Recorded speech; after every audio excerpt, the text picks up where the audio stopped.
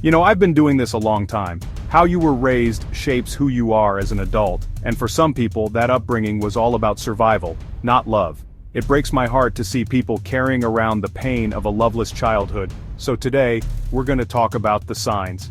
If any of this resonates with you, remember you're not alone. What's done is done, but we can't change the past if we don't acknowledge it. So let's dive in and unpack these 5 signs that might suggest you were raised in survival mode. Understanding your past can help you heal and break free from those old patterns.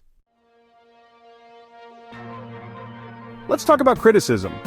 Everybody gets criticized now and then, that's just part of life. But if you grew up in a household where criticism was the norm, where every little thing you did was picked apart, and you never felt good enough, well, that's a sign we need to pay attention to. Did your parents ever praise you? Did they acknowledge your accomplishments, no matter how small? Or was it always about what you did wrong, how you could do better? When it's all criticism all the time, it can really do a number on a kid's self-esteem. They start to believe that they're not good enough, that they can never measure up. If you're constantly criticizing yourself, if you have a hard time accepting compliments, it might be because you were raised in an environment where criticism was the dominant language of love.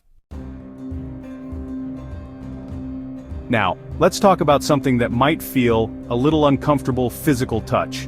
Imagine for a moment giving your parents a big hug. How does it make you feel? Are you comfortable with that image? Or does it bring up feelings of anxiety, discomfort, maybe even fear? In a loving family, physical touch is usually a natural part of communication. Hugs, kisses, a pat on the back, these are all ways of showing affection, of connecting with each other. But in a household where love is replaced with survival mode, physical touch can take on a whole different meaning. If you were disciplined physically, even for minor infractions, you learn to associate touch with pain, with punishment. You might find yourself pulling away from hugs, feeling uncomfortable with physical intimacy, even if it's with someone you love and trust. Chapter 3. Let's talk about structure, or more specifically, the lack of it. Now, I'm not talking about having a strict schedule or running your family like a military operation. I'm talking about having consistent rules, boundaries, and expectations. Did your parents provide a stable and predictable environment, or was it chaotic, unpredictable, maybe even unsafe? Kids thrive on structure. It gives them a sense of security, of knowing what to expect. But when there's no structure, when the rules are always changing, when there's no consistency, it creates anxiety.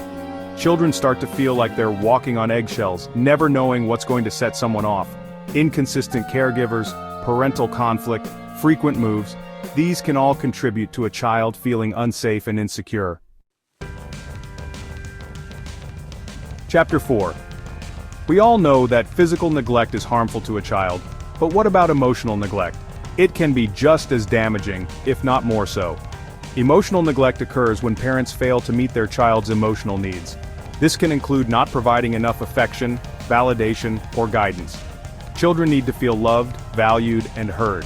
They need to know that their feelings matter.